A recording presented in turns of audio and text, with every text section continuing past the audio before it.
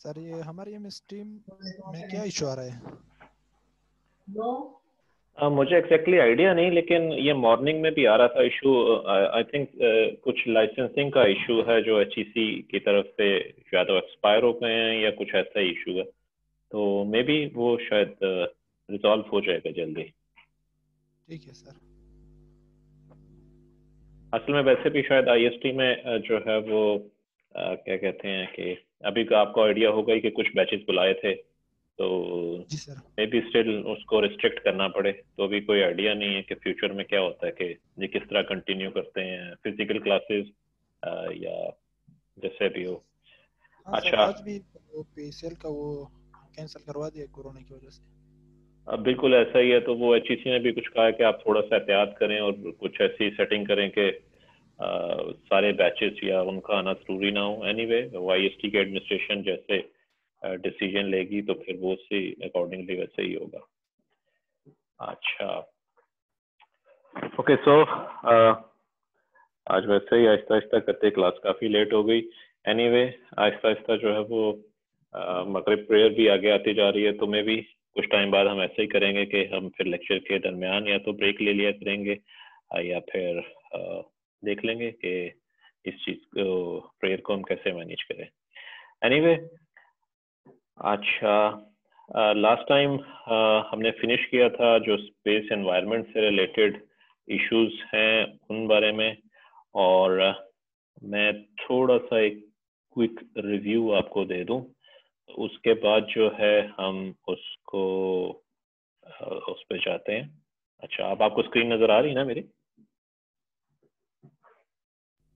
जी sir. Okay. So space environment के जो main issues थे, they started right from the development of the satellite. Sir recording अगर on करते हैं। Recording बेटा ऑन की हुई है मैंने। Okay sir. Okay, so they started right after the conception of the project, because we have to store the satellite or the development modules in some sort of safe environment. And obviously we use some sort of clean room for that purpose. And then we have to prepare the satellite so that it can sustain this kind of very challenging launch environment. And then the vacuum is itself a problem for the components and the other subsystems of the satellite, and particularly the outgassing issue. And the atmosphere, the magnetic field, ionizing radiation. Basically, this kind of radiation can be divided into 3 different types according to their the issues which are caused by this radiation. The first one is the surface charging. The surface charging is because of the low energy plasma, and it can charge the different surfaces of the satellite with different potential. So if that kind of event may happen, then it may result in some sort of damaging discharge. So we want to make the surface of the satellite as conductive as possible. Okay, so this is something required to have the low impedance of the satellite. अच्छा, इसमें हमें solar cells के ऊपर भी कुछ special coatings करते हैं ताकि वो ट्रांसपेरेंट रहें लेकिन कंडक्टिव भी हों. And then comes the medium energy radiation. Basically, this kind of radiation affects the performance of the components, and usually this performance degrades with the passage of the time, because the total dose received, total radiation dose received by the components is accumulated day by day. तो उनकी performance affect होती है, and performance means their switching speed, their leakage currents and any other such behaviour which is typical to the semiconductor devices. And then comes the very high energy particles which are usually in the giga electron volt range, and these kind of particles may affect the memories and they can cause single events, in fact. And in case of memory bit flipping, we call them single event upsets. And in case of some sort of short circuit because of the impact of high energy particle, we call it single event latch-up, and so on.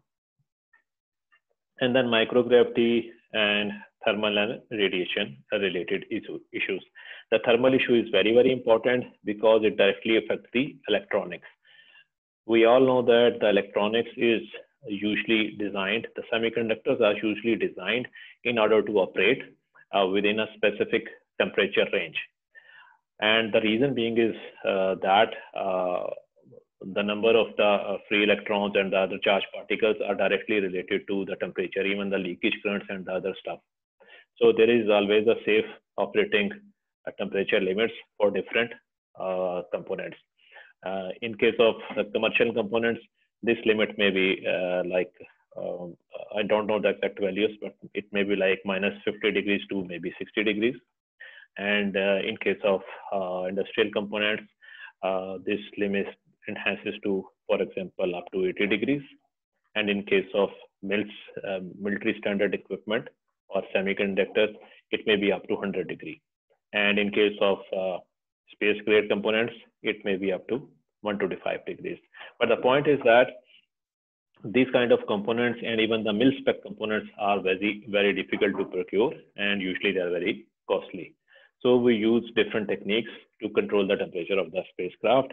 And in space, the heat transfer between the spacecraft and the space is only possible via radiation. Since there is no medium, there is no convection. In Earth, the convection plays a very important role. Okay, so हम इस पे detail में कुछ बाद में पढ़ेंगे, और इसी तरह स्पेस डस्ट और डेब्री, इस तरह के भी कुछ इश्यूज हैं. तो ये बेसिकली वो सारे environmental issues हैं which we have to consider so that our design or our satellite is very, very reliable, and it should perform the desired mission according to the desired or designed requirement. अच्छा, ये जो सारी बात है ये तो सिर्फ इसलिए आती है कि हम अपने कंपोनेंट्स या बाकी जो इक्विपमेंट है उसको ऐसे डिजाइन करें कि हम, क्योंकि after launch we can not access the satellite, तो उसकी रिलायबिलिटी इंक्रीज हो या जो भी बाकी इशूज है. अच्छा, ये जो पहला मॉड्यूल था उसके बाद एक second very very important and mandatory module है, so that we can understand the overall dynamics of the satellite in terms of orbit. और उसके लिए हमें थोड़ा सा ऑर्बिट्स के बारे में पढ़ना पड़ेगा कि whenever some stuff is in some orbit, so what type of phenomena can happen with them, not only in terms of the environmental issues but also in terms of the selection of the orbit, क्योंकि selection of orbit depend करेगी कि light कितनी देर available होती है, means sunlight, so that we can convert that sunlight into some sort of electrical energy. और in the same way फिर हमें पता लगेगा कि eclipse कितनी देर हो सकता है और वो क्यों important है. Once we know about the eclipse, it means that we have to store some sort of energy in a suitable chemical battery so that during the eclipse period we can utilize that energy for different purposes. So orbits में हम भी पढ़ेंगे इसके बारे में, और usually इस knowledge को हम orbital mechanics कहते हैं, and it deals with the motion of the planets as well, that how planets revolve around the sun. The same phenomena and laws are applicable to the satellites, that how satellites revolve around the Earth. Anyway, basically this is something which deals the motion of two bodies, and one of the body is usually stationary and it is in the center, and the other body or the other bodies are revolving around it. तो कुछ basic से laws हैं, very simple, और बाकी कुछ stuff है, तो हमें आइडिया हो जाएगा आहिस्ता आहिस्ता के ऑर्बिट्स कितने इंपॉर्टेंट होते हैं in case of satellite design. Okay, so orbital mechanics will tell us that how planets revolve around the sun, and in the same way, we can say that it will tell us that how the satellites revolve around the Earth. And basically, we will study some of the laws which governs the motion of these bodies. And then these laws will also tell us that how to find or predict any future or even any past position of the satellite in the orbit. In this way, it is possible. In this way, we can have the knowledge that after certain days or certain years, satellite कहाँ पर होगी, और इसी तरह हम पास position जो है उसके बारे में भी उसको भी प्रेडिक्ट या फाइंड आउट कर सकते हैं. And finally the ground track of the satellite. The ground track of the satellite is basically different from the orbit, but it is basically, in fact, it is dependent upon the orbit. Ground track हम इस चीज को कह सकते हैं कि how the satellite, it is the visibility of the satellite from the Earth. कि वो कैसे Earth पे visible होती है. It means the coverage of the satellite on the Earth. Indirectly, it is dependent upon orbit, but by designing or by any requirement of a particular ground access, we can indirectly define our orbit. आप इसको ऐसे कह सकते हैं कि let's say there is a requirement that the satellite must be visible above IST 3 times a day, और वो time duration भी हम define कर सकते हैं. So now we have to find a certain orbit which fulfills this kind of requirement, क्योंकि ये किसी भी particular mission की requirement हो सकती है. So the ground track is basically the access of the satellite from the ground. अच्छा, ये सारे जो टॉपिक्स हैं ये बहुत बेसिक लेवल पे हैं, just to increase your know how. तो आपको अगर बेसिक फिजिक्स हल्की सी भी पता है तो इट इज ओके, आप इसको बहुत इजीली और जल्दी ग्रैब कर लोगे. But this kind of knowledge will help you whenever you are designing some electronics or other subsystem of the satellite. तो आपके बैक ऑफ द माइंड ये सारा डेटा होगा कि okay, this will going to happen in the satellite when we launch it in the LEO orbit or in the geostationary orbit. So you will design that thing according to your this kind of knowledge. अच्छा, अगर हम अर्थ पे कहीं भी हो तो हम अपनी पोजीशन किसी ना किसी वे में डिफाइन करते हैं. अच्छा, इसका मतलब ये है कि in space or in our solar system and even in universe, we can define certain mechanism or certain rules by which we can define our position. Our position means the position of any object. अच्छा, अब question ये आता है कि whenever we are going to define the position of any object, we need some sort of reference. कोई motion होगा या कोई पोजीशन होगी, हम किसी रेफरेंस से ही डिफाइन कर सकते हैं. There is no other way. ठीक है. अच्छा, अब अर्थ पे हम अपनी पोजीशन कैसे डिफाइन करते हैं, कोई बता सकता है?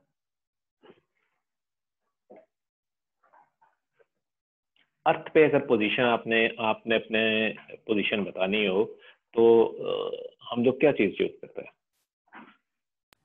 Latitude, longitude. Okay, so we have divided the earth in certain parts and we call them latitude and longitudes. ठीक है. अच्छा, वो अर्थ पे कैसे बनाए गए हैं?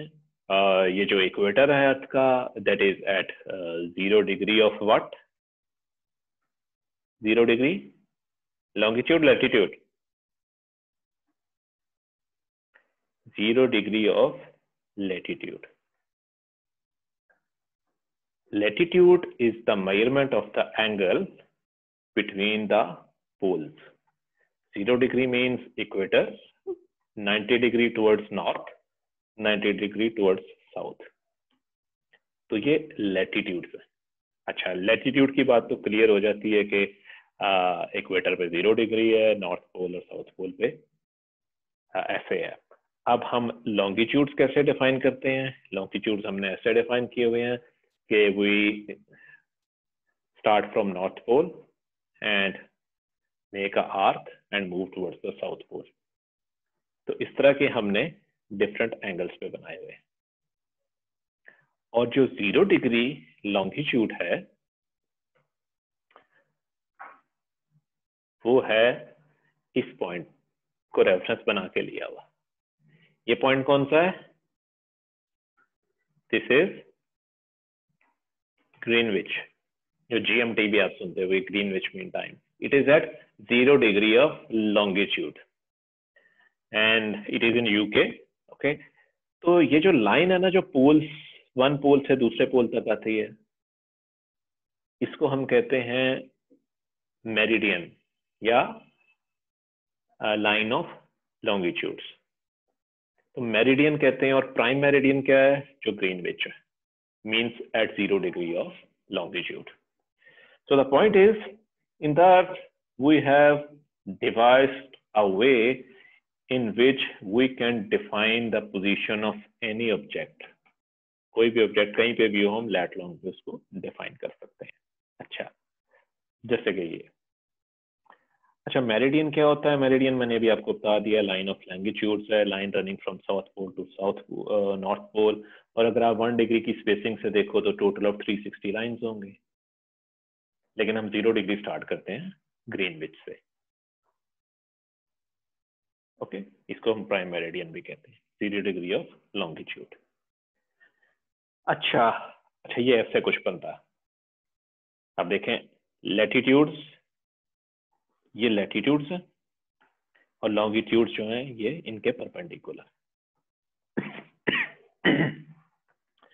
इसी तरह हम स्पेस में भी एक सिस्टम बना सकते हैं जिससे हम किसी सैटेलाइट, किसी प्लेनेट या किसी भी बॉडी की पोजीशन डिफाइन कर सकें। क्योंकि जब तक हम पोजीशन डिफाइन नहीं करेंगे, कोई एक्सिस नहीं होंगे, तो रिलेटिवली पोजीशन ऑब्जेक्ट्स की डिफाइन नहीं की जा सकेगी, और फिर मोशन भी नहीं पॉसिबल, डिफाइन करना मोशन भी पॉसिबल नहीं। सो हम स्पेस में भी इस तरह का एक सिस्टम बनाते हैं। और इंटरेस्टिंगली स्पेस में जो सिस्टम है थोड़ा सा डिफरेंट हो जाता है। डिफरेंट किस लिए? whenever we are talking about this kind of navigational system on the surface of the earth, the things are stationary. अच्छा, कौन सी चीजें स्टेशनरी हैं? The poles and the equator, वो सारे स्टेशनरी है ना, with reference to each other. तो इसलिए हमें ये प्रॉब्लम नहीं होती है कि हमें कोई स्टेशनरी रेफरेंस चाहिए, ऑलरेडी हमारे पास स्टेशनरी रेफरेंस एग्जिस्ट करता है। अच्छा, मैं ये किस लिए स्टेशनरी की बात कर रहा हूँ? आप खुद सोचें, if we have to define the position of the satellite which is in motion, the earth is in motion itself, so जो तीसरा रेफरेंस होगा वो भी किसी ना किसी मोशन में होगा। So how to overcome this difficulty? अच्छा, उसका क्या सोल्यूशन है? उसका सोल्यूशन है, मैं आपको आहिस्ता बताता हूँ कि हम इसी तरह एक सेलेस्टियल स्फीयर बनाते हैं जिसका अर्थ है हम सेलेस्टियल इक्वेटर डिफाइन करते हैं, which is obviously at sort of 0 degree of latitude, इस टाइप की चीज। अच्छा, ये क्लियर हो गया। आगे चलते हैं। In the same way we have defined 2 poles, north celestial pole, south celestial pole। अब क्वेश्चन आ जाता है कि रेफरेंस क्या हो? अर्थ पे वो रेफरेंस था ग्रीनविच, जो भी मेरिडियन या प्राइम मेरिडियन जो ग्रीनविच से पास कर रहा था। In space there is no such Greenwich, so what to do that? उसका सलूशन ये है कि why not to use a distant. Sir, ये ग्रीनविच का कॉन्सेप्ट दोबारा समझा दें, ग्रीनविच समझ नहीं आया है। और दूसरा क्वेश्चन ये कि सर, ये लॉन्गिट्यूड और लैटिट्यूड पीछे आपने बताया है कि 0 डिग्री लैटिट्यूड होता है जो कि from north pole toward south pole है, जबकि हमें ये पता चला कि लैटिट्यूड कहते हैं नॉर्थ से साउथ और लॉन्गिट्यूड कहते हैं ईस्ट से वेस्ट। अच्छा, मैं दोबारा बता देता हूँ। अच्छा, बेसिकली ग्रीनविच एक सिटी का नाम है और इनफैक्ट टाउन है ये एक। जब हम अर्थ के ऊपर इस तरह का एक सिस्टम बनाते हैं तो देखें, पहली चीज तो ये कि जब हम नॉर्थ पोल से साउथ पोल को में अर्थ को डिवाइड कर रहे हैं ना डिफरेंट डिग्रीज में, तो वो ये डिग्रीज ऐसे बन रही हैं। ठीक हो गया? यहाँ पे आके ये 0 हो जाती है, 0 डिग्री इक्वेटर पे। जब आप मेजर कर रहे हो someone which is travelling towards north pole, तो हम इंटरेस्टेड किस चीज में, अगर हम बाकी लोकेशन को भूल जाएं, हम इंटरेस्टेड इसमें है कि ये कितने स्टेप्स कवर कर रहा है। लेट्स से ये 20 डिग्री है, ये 30 डिग्री है। 30 degree of what, 30 degree of latitude, और साथ हम एन का वर्ड लगा देते हैं नॉर्थ पोल। यानी जब हम मेजरमेंट्स ले रहे होते हैं टुवर्ड्स पोल्स, तो हम लैटिट्यूड मेजर कर रहे होते हैं विथ, और साथ एन क्यों लगाते हैं, क्योंकि ये टोटल डिग्रीज हैं 180। लेकिन यूजुअली टेक्स्ट में या आप जब लैट लॉन्ग का डेटा देखते हो, वैसे मेंशन हुआ होता है कि 90 डिग्रीज अबव है, 90 डिग्रीज नीचे हैं, ये जो स्लाइसेस बने हुए हैं, ठीक है। जब टॉप के या नॉर्दर्न हेमिस्फीयर के मेजर करते हैं तो हम डिग्रीज के साथ एन लगा देते हैं कि we are measuring this angle towards north pole. इसी तरह जब साउदर्न हेमिस्फीयर का मेजर करते हैं तो हम 30 डिग्री एस लगा देते हैं कि we are measuring this angle towards south pole, और ये लैटिट्यूड है। अब लैटिट्यूड में रेफरेंस की कोई प्रॉब्लम नहीं है, क्योंकि वहां पे रेफरेंस इक्वेटर है, इक्वेटर 0 डिग्रीज। अगर हम इस फिगर को देखें, दिस वन, ये वाला, ये लैटिट्यूड 0 डिग्री, इक्वेटर कितने लैटिट्यूड पे है, 0 डिग्री ऑफ लैटिट्यूड पे। ये देखें, ये लैटिट्यूड ये वाला। अच्छा, अब आगे चलते हैं। लॉन्गिट्यूड क्या है? लॉन्गिट्यूड वो लाइंस हैं जो नॉर्थ पोल से साउथ पोल की तरफ रन कर रही हैं, लेकिन ये अर्थ को पोल्स के दरमियान नहीं डिवाइड कर रही। मतलब ये साउथ, ईस्ट और वेस्ट की जो डिग्रीज हैं वो बता रही है। सो मेरिडियन क्या चीज है? मेरिडियन ये लाइंस है which run from north pole to south pole. अब हम इसमें ये वाला एंगल मेजर कर रहे हैं, लेफ्ट राइट कह लें या इसको ईस्ट वेस्ट कह लें। अच्छा, इस सिस्टम में मसला क्या था? एक ही मसला था कि इसमें रेफरेंस नहीं, यानी 0 डिग्री कहाँ से स्टार्ट करें। लैटिट्यूड में तो ओके है कि 0 डिग्री इक्वेटर पे आ गया, तो उसके लिए जब भी ये कभी हुआ होगा इनिशियली सिस्टम स्टार्ट, तो बिल्कुल लंदन के पास जो है ये ग्रीनविच की सिटी टाउन है, और उन्होंने ग्रीनविच को एज अ रेफरेंस लिया 0 डिग्री। इसका मतलब क्या है कि ग्रीनविच जो है वो 0 डिग्री ऑफ लॉन्गिट्यूड पे है, लेकिन उसका लैटिट्यूड ऑब्वियसली कोई पॉजिटिव वैल्यू 0 नहीं है, ठीक है। टुवर्ड्स नॉर्थ कोई वैल्यू है, क्योंकि अगर आप यूके देखें तो यूके पता है कहाँ पे है? यूके यहाँ कहीं पे होगा, ये जो नजर आ रहा है। अच्छा, इसका मतलब है कि हमने एक सिस्टम यहाँ डेवलप कर लिया जो कि हमें लैट लॉन्ग या लोकेशन किसी भी ऑब्जेक्ट की अर्थ की सरफेस पे बता सकता है, और ग्रीनविच एक टाउन है जो कि रेफरेंस है 0 डिग्री। ठीक है, ये क्लियर हो गया?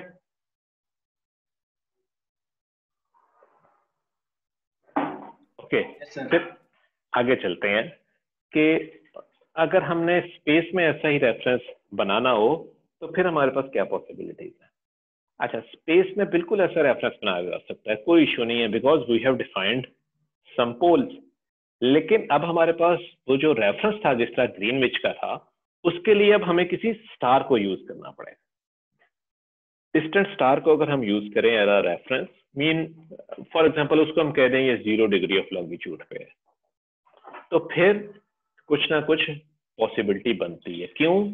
अगर बहुत ही डिस्टेंट स्टार होगा तो वो with respect to solar system वो स्टेशनरी होगा, और एटलीस्ट स्टेशनरी होगा over a period of for example 1000 years. Maybe after some time उसके में एरर आ जाए, लेकिन for a very long period of time वो रेफरेंस ओके होगा। तो इसका मतलब ये है कि in space whenever we need to define the position of any object, satellite or planet, we use some distant star as a reference, और उसी के बेसिस पे सारी डेफिनेशंस चलेंगी पोजीशन की। चलो आगे चलते हैं कि अच्छा वो स्टार कौन सा है। अच्छा, इसी तरह ये सेलेस्टियन मेरिडियन भी इसको कह सकते हैं। कोई गैस कर सकता है वो स्टार कौन सा?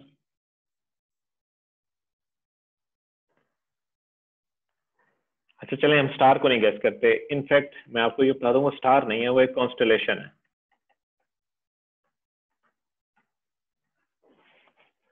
कौन कौन सी? 7 स्टार है वो जो नहीं नहीं, 7 सेवन स्टार है स्टार जो वाली नहीं है, 7 स्टार वाली नहीं है, लेकिन इसी तरह की कॉन्स्टेलेशन है। आपको पता ना ये कॉन्स्टेलेशंस क्या होती हैं? कॉन्स्टेलेशन स्टार्स की, कुछ पर्टिकुलर स्टार्स की अरेंजमेंट है जिनका कॉन्स्टेलेशंस कहा हुआ। और जो हमारा ये क्या कहते हैं, जो ये कॉन्स्टेलेशन में ये हॉरोस्कोप्स हैं, ये starting from Aries and then वो पाइसेस और जो भी आगे हैं, ये स्टार्स की कॉन्स्टेलेशंस हैं और उनकी बेस पे जो है वो डिफाइन किया हुआ है। अच्छा, उसमें सबसे इंपॉर्टेंट कौन सी है? चलें उससे पहले एक ये चीज देख लें, फिर आपको और क्लियर हो जाएगा कि इसका मतलब है 3 एक्सिस बनाना अब कोई प्रॉब्लम नहीं है स्पेस में। वो कैसे? एक एक्सिस तो जो हमने सेलेस्टियल इक्वेटर बनाया था वहां बन जाएगा, एक टुवर्ड्स नॉर्थ पोल बन जाएगा, और तीसरा इनसे 90 डिग्री पे होगा। ये जो तीसरा एक्सिस है ना, यही सबसे इंपॉर्टेंट है, क्योंकि ये स्टार की तरफ पॉइंट कर रहा है, और इस एक्सिस को हम कहते हैं वर्नल इक्विनॉक्स। ये वर्ड शायद आपने सुना हो कि इक्विनॉक्स क्या होता है। अगर नहीं भी सुना हो तो कोई इशू नहीं है। Equinox is basically the time when the days and nights are equal. Equinox में भी किसी ग्रीक या ऐसी लैंग्वेज का वर्ड है। अच्छा ठीक है, यहां तक क्लियर है सबको?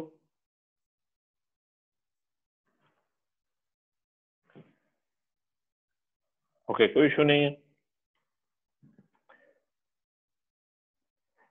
ये जो स्टार की कॉन्स्टेलेशन है जिधर ये पॉइंट करता है, ये वाली कॉन्स्टेलेशन है एरीज।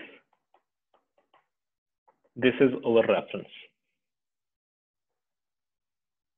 और आपने देखा होगा कि एरीज की कॉन्स्टेलेशन कब स्टार्ट होती है, या उसका टाइम अगर आप हॉरोस्कोप पे चेक करें, वो स्टार्ट हो रही होती है 21 to 23 मार्च।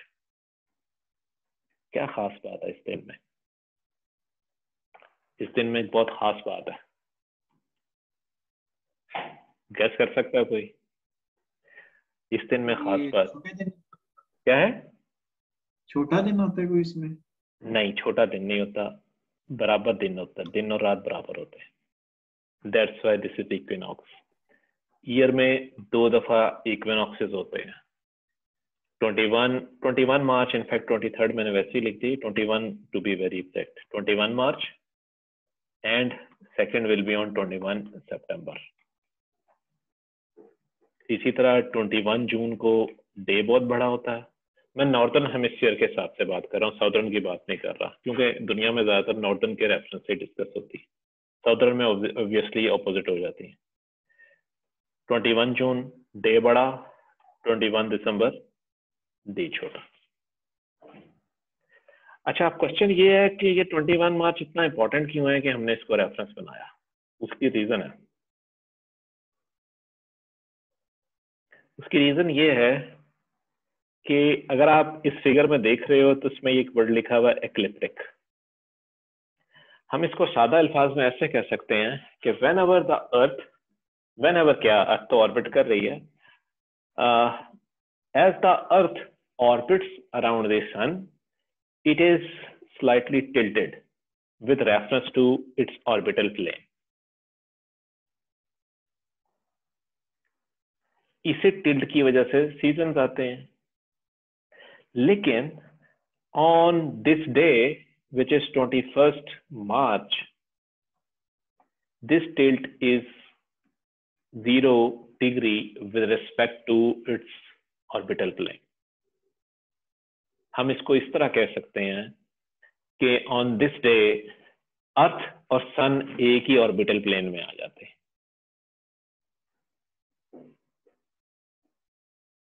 ओके, अगर ये जूम की मीटिंग खत्म होगी तो मैं दोबारा मीटिंग स्टार्ट कर दूंगा। फ्री अकाउंट में शायद ज्यादा देर नहीं चलती, वो यही लिंक होगा मोस्ट लाइकली, नहीं तो मैं शेयर कर दूंगा।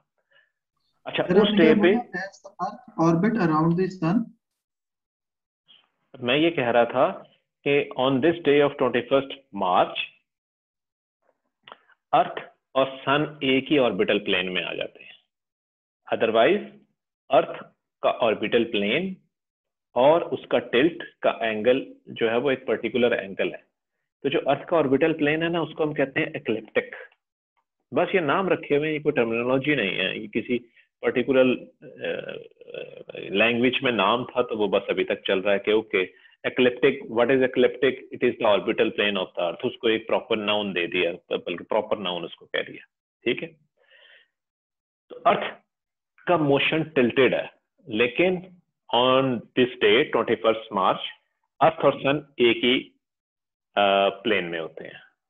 और अगर हम उस दिन एक वेक्टर ड्रॉ करें सन के सेंटर से, वो अर्थ के सेंटर से पास हो, तो वो पॉइंट कहां करता है? वो पॉइंट करता है एरीज की तरफ। मैं दोबारा रिपीट करता हूं कि ऑन 21 मार्च अगर हम एक वेक्टर ड्रॉ करें सन के सेंटर से और अर्थ के सेंटर से, तो वो वेक्टर जिधर पॉइंट करेगा वहां पर एरीज की कॉन्स्टेलेशन है। इसीलिए आपने देखा होगा कि ये एरीज की कॉन्स्टेलेशन 21 से आगे तक चल रही होती है। तो ये 21 मार्च इसलिए इम्पोर्टेंट है, और ये जो वेक्टर है ना, ये पॉइंट कर रहा होता है हमेशा, जो हम रेफरेंस एक ले लेते हैं, ये एरीज की तरफ पॉइंट कर रहा है। अच्छा, इस चीज को री एम्फेसाइज भी करते हैं या रिपीट भी करते हैं। जैसे आप ये फिगर देख रहे हो कि ये अर्थ के ना पोल्स हैं, ऐसे हैं, लेकिन अर्थ का ऑर्बिटल मोशन ऐसा है। मतलब असल में ये चीज थोड़ी सी विजुअलाइज करना इस तरह 2D या में मुश्किल है। आप सिर्फ ये समझ लो कि अर्थ टिल्टेड, एक टिल्ट के साथ ट्रेवल कर रही है, लेकिन वो टिल्ट आहिस्ता आहिस्ता कम हो जाता है। ऑन 21 डे वो बिल्कुल जीरो हो जाता है, और उसके बाद वो दोबारा टिल्ट शुरू हो जाता है। ये सारी चीजें किसी रेफरेंस के साथ हैं, लेकिन सादा जबान में इसको ऐसे ही बताया जा सकता है। मे बी आगे जो है ना कोई फिगर ऐसे बनी हो। सर मतलब है कि अर्थ जो है वो इक्लिप्टिक मोशन में मूव, ऑर्बिटल मोशन में मूव तो कर रही है, लेकिन थोड़ी सी टिल्टेड है। जी, थोड़ी सी टिल्टेड है। आप और अगर वो उसका एक वक्त कुछ होता है कि बिल्कुल सीधी हो जाती जी बेटा, आपकी आवाज नहीं आई। है। सर एक ये कि भाई एक एक तो ये थोड़ी सी टिल्ट होके यूं आपने एक्सिस पे वो रिवॉल्व भी कर रही है, और ऑर्बिटल मोशन में स्पिन भी कर रही है, मूव भी कर रही है। और एक वक्त ऐसा आता है कि जिसमें उसकी जो टिल्ट है वो 0 डिग्री हो जाए, वो बिल्कुल सीधा हो जाता है, और उसका और सन का वो सेम सेम हो जाता है। ये आप कह रहे हैं, या वो टिल्ट जो है वो पहले राइट साइड पे टिल्ट होगा, फिर वो आहिस्ता से लेफ्ट साइड पे, या वो राइट से फिर आहिस्ता से दरमियान में 0 पे आ जाएगा? हाँ, ऐसा ही है। मतलब आसानी से समझने के लिए हम इसको ऐसे ही कह सकते हैं कि ये इस तरह हो रहा है। और लेकिन अर्थ के जो अपना स्पिन है उसको इससे ना रिलेट करें बिल्कुल भी। अर्थ का अपना स्पिन जो है वो एक सेपरेट मोशन है। हम अर्थ की रोटेशन अराउंड सन की बात कर रहे हैं। तो अगर अब आप दूर कहीं स्पेस में खड़े होकर देखें ना, तो आपको ये सन है, तो आपको अर्थ का मोशन ऐसा नजर आएगा कि ये जो मोशन है ना, दिस वन, ये वाला, ये अर्थ का मोशन है। और ये जो इक्वेटोरियल प्लेन है ना, ये उस सेलेस्टियल स्फेयर का या सन का इक्वेटोरियल प्लेन है, ये जो मैं बाहर ड्रॉ कर रहा हूं। तो आप देखोगे कि जो जिस दिन 21 मार्च होता है, या हम इसको वर्नल इक्विनॉक्स कहते हैं। Vernal means I think spring in Greek. Spring equal days and nights, equinox का भी ये मतलब है इक्वल, वर्नल स्प्रिंग। और इसी तरह एक दफा जब दोबारा ये वाला इवेंट होता है तो हम उसको शायद ऑटम समथिंग, ऑटम इक्विनॉक्स कुछ ऐसा कहते हैं। आप देखो इस डे को ये ऑर्बिट्स कंसाइड कर रहे हैं, और जो वेक्टर बनाए तो वो एरीज की तरफ पॉइंट करता है। सारी बात बताने का मकसद ये है कि एरीज एक बहुत इंपॉर्टेंट रेफरेंस है जब हम ऑर्बिट्स, सैटेलाइट्स की पोजीशन या प्लैनेट्स की पोजीशन मैथमेटिकली डिफाइन कर रहे होते हैं। क्योंकि एवरीबॉडी एग्रीज, वो एग्रीड हो चुके हैं कि हम एरीज को रेफरेंस लेंगे, और उसके पीछे कुछ ऐसी लॉजिक है। कोई ना कोई रेफरेंस तो लेना था ना, तो वो इस बेस पे उन्होंने ये रेफरेंस लिया हुआ है। तो वो जो ग्रीनविच वाला इशू था, वो यहाँ पर अर्थ पे ग्रीनविच है, स्पेस में या जो हमारा सेलेस्टियल स्फीयर है वहां पर फर्स्ट पॉइंट ऑफ एरीज है। हम सारे मोशन, सारी पोजीशन इसी वेक्टर के रेफरेंस से बताते हैं। अच्छा, ये आप जैसे देख लो कि डिफरेंट सीजन्स जो हैं वो इसी टिल्ट की वजह से आते हैं, और जब इक्वल डेज नाइट होते हैं तो उस दिन तो स्प्रिंग होगा या ऑटम होगी, अदरवाइज समर या विंटर। अच्छा, अब इसका इफेक्ट बहुत सी चीज़ों पे आता है, जैसे कि आप ऑब्वियसली देखोगे जब अर्थ टिल्टेड होगी और ये फ्लक्स अगर सन की तरफ से आ रहा है तो वो इस एरिया पे फॉल करेगा। तो इसका क्या मतलब है, पर यूनिट एरिया रेडिएशन ज्यादा अब्सॉर्ब हुई। लेकिन अगर रेडिएशन किसी एंगल पे पड़ेगी, जो कि विंटर में हो रहा है हमारे साथ, मतलब अर्थ पे होता है विंटर में, नॉर्थर्न हेमिस्फीयर में या साउथर्न में, जब विंटर में जब टिल्ट के साथ सोलर फ्लक्स आएगा वो बड़े एरिया पे स्प्रेड होगा। जब बड़े एरिया पे स्प्रेड होगा तो पर यूनिट एरिया रेडिएशन लेस होगी। That's why the temperature will be less or the atmosphere will be cooler. अब यहाँ पे दो इंपॉर्टेंट बातें आती हैं। वो क्या?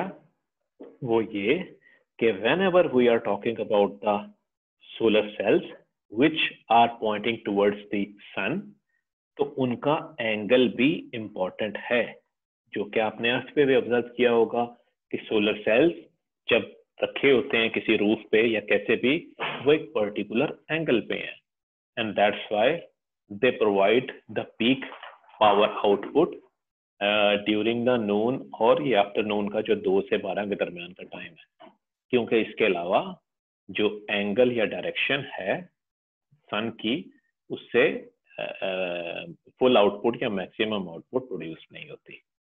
तो यही चीज हम जब स्पेस में या सैटेलाइट में सेल्स लगाएंगे तो हम ये चीज देखेंगे कि जो ओरिएंटेशन है वो भी इम्पोर्टेंट है for the production of power. And if we want to keep this orientation towards sun, we need a very good attitude control system, and attitude is basically the control of this orientation. So ये सारी चीजें interrelated है। Okay जी, कोई question कोई? अच्छा, okay, सो equinox का मैंने आपको बता दिया, occurs twice a year and so on. Okay, अच्छा, सोल्स्टिस जो है वो समर और विंटर के इवेंट्स को कहते हैं। एनीवे ये तो सिर्फ टर्मिनोलॉजीज हैं, आपको सिर्फ आइडिया देने के लिए। अच्छा, अब ये एक इम्पॉर्टेंट चीज है, ये एग्जांपल क्यों यहाँ पर दी हुई है। International space station, it is a fact, ये जो इसमें लिखा हुआ है। The usual orbit of international space station is 400 kilometers, but this device or this space probe is very heavy और massive के साथ साथ इसका वॉल्यूम भी बहुत ज्यादा है। So what happens that after certain time, I think even 3 or 4 months, orbit उसका बहुत rapidly decrease होता है। So what we have to do, we have to raise the orbit, and in order to raise the orbit, we need the exact and complete knowledge of the motion of this type of thing, and then we have to relate this motion with some sort of energy or power which is produced by the rocket. आप देखें ये पूरी एक close loop है। जब तक हमारे पास इस मोशन का नॉलेज नहीं होगा, हमें कितनी एनर्जी चाहिए किसी और ऑर्बिट में पहुंचने के लिए हम डिफाइन ही नहीं कर सकते। तो वो ये सारे मोशन का नॉलेज हमें ऑर्बिटल मैकेनिक्स से आएगा।